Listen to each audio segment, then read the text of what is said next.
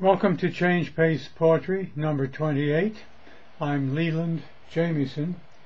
I'm going to read to you 3 poems from, guess what, 21st Century Bread.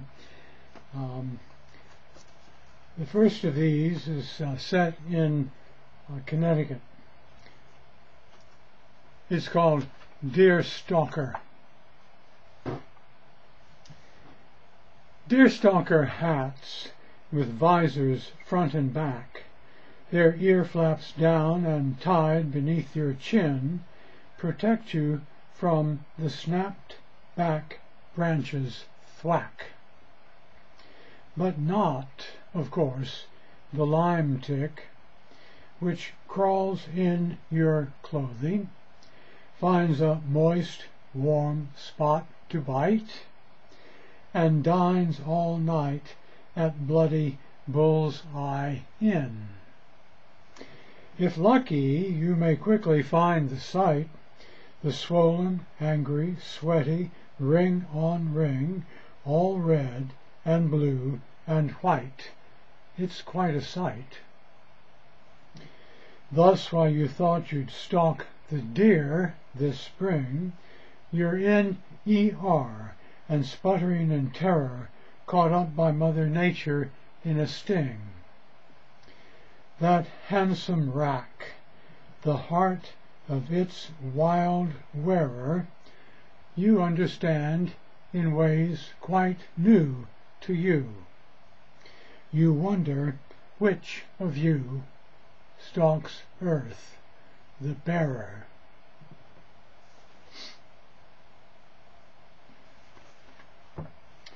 The next poem is set in North Carolina, in Raleigh, and is in memory of a very good friend of ours whose name is Jean. Your youngster likes to draw and read and play with words and rhymes, the teacher told me when we met a quarter hour on conference day. As though I didn't know at all my 10-year-old. She said she'd like to bring him out so he'll grow up a man among real men. I wondered, had she drunk straight from the spout too much corn liquor?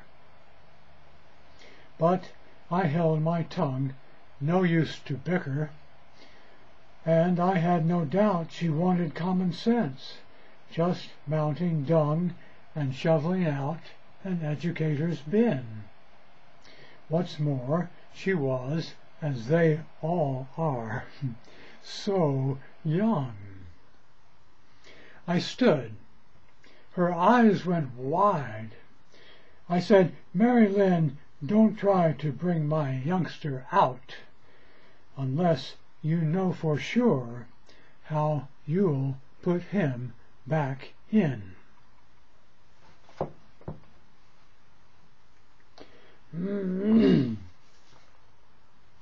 Excuse me, still having a little bit of laryngitis. This is called Fugitive Sensation. It's in memory of my father. Another astral visit with my dad. I do believe it, though my mind revolts against what senses don't make ironclad. His presence, warmth of feeling, ups the volts my wet-wired heart's electronics will accept. I fancy I could handle thunderbolts. Despite the light of sun I intercept by sight, plus hearing, smell, and touch, and taste. In none of these am I, in truth, adept. My eyes are blind, such energies they waste, to infrared and ultraviolet. An X-ray sine wave they have never traced. Negate these rays on vision's bayonet? Impale those force fields that, in magnets, live unseen except in iron filings fret. Filings informed become informative with mystic forces quite Olympiad, although to plain sense they seem fugitive. Fugitive to this visit with my dad, I wake, informed by our great universe, complete. Another want I cannot add. And before we say goodbye, let me, as usual, invite you to jamiesonspoetry.com. There you'll find an archive of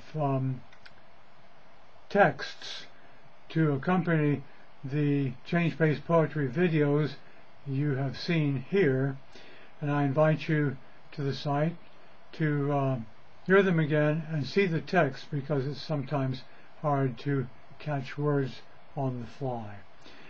And if you're interested in writing short rhyming poems with metaphors, I have a new tutorial which you can take advantage of if you wish. So thank you very much. Hope you have a great day, and hope to see you next week with a little clearer voice.